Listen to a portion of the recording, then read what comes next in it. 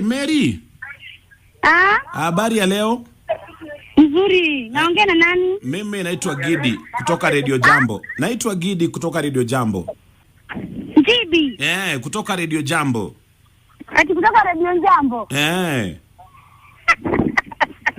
Mbona unacheka Mary? Kutoka Radio Jambo wapi? Mary. Na mnanipigia kuhusu nini? Tunakupigia kwa sababu kuna huyu jamaa anaitwa Musyoka.